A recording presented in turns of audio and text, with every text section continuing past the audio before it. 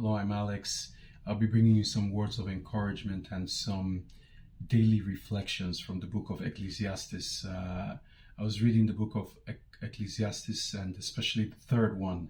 It looks like a poem, and it kept, I kept meditating on it, and some ideas came to my mind. So I would like to share them with you, all of you. So this is what came to my mind. So to everything, there's a season, a time for every purpose under the heaven.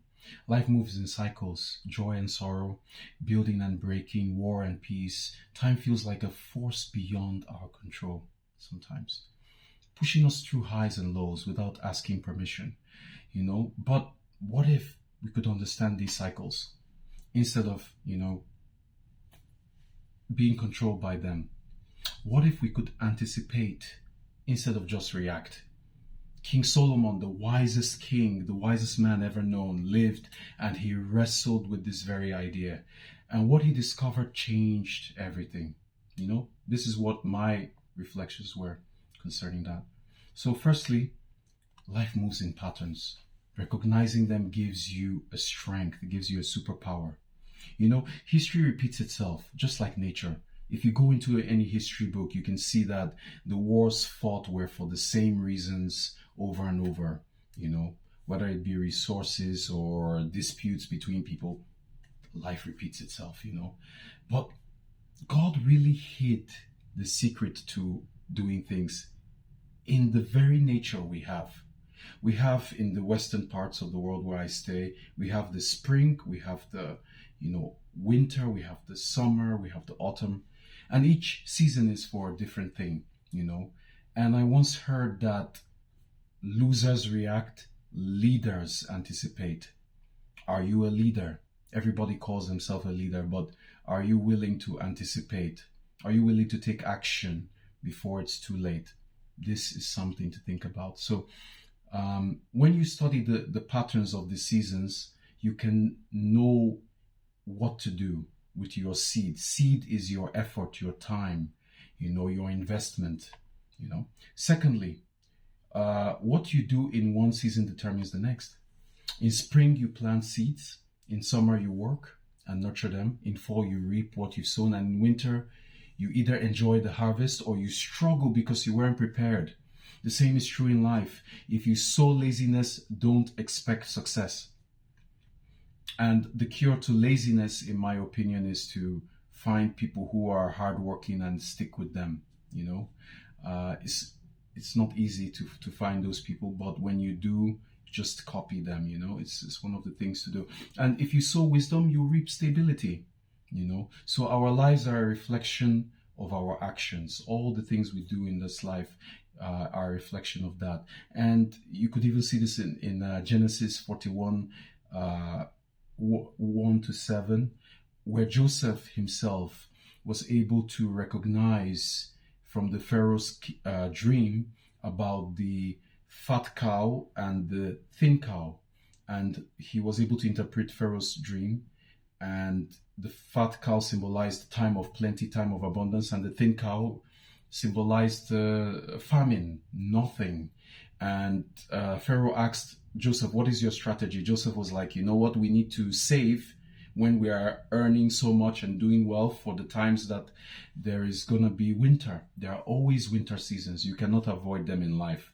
Once you know that, you start taking action in the right way. Thirdly, every stage in life has a purpose. Don't miss yours. I once heard a prolific speaker say, from the age of 22 to 42 are your soldier years. Hustle, build, learn. 43 to 63 are your power years. You lead, create, make an impact. 63 to 83 are your elder years. Guide, mentor and give back. It's very important that we take this into consideration.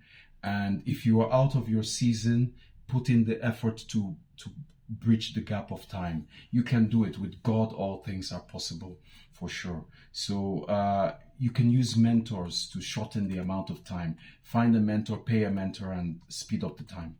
Hard times create strong people. Don't fear the struggle. Good times create weak people. Weak people create bad times. Bad times create strong people. And strong people create good times. You've heard that saying before. It's true. This is the cycle. But struggle is not a curse. It's a training. Some of the greatest people in the world, when we talk about sportsmen, we talk about Kobe, they trained and intensively, incessantly, So this is very important. But don't be afraid of the dark, because the dark is where all the greatest inventions come to the light. The dark is the best place for you to be, to fix whatever your problems are, and then the light shows what you are doing in the dark. Don't be afraid of the dark. Darkness is where the fruits, the plants, the seeds grow, they germinate, and then they come to light. Trust in God's timing. That's my fifth and final message. He's the master of seasons. God is a God that can collapse time, But once you recognize the seasons, you can't miss them anymore, because there's always a winter season. So you should have money for a rainy day. When you've lived in winter yourself, you know that you need to have money for a rainy day.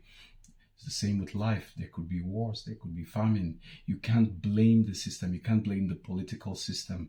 These are just the laws, the rules of this world. They are cyclical, So Solomon saw that no matter how much we build, time eventually takes it all away. But he realized something deeper. God has made everything beautiful in its own time. We must prepare, build, align ourselves with his wisdom. Don't try to reinvent the wheel.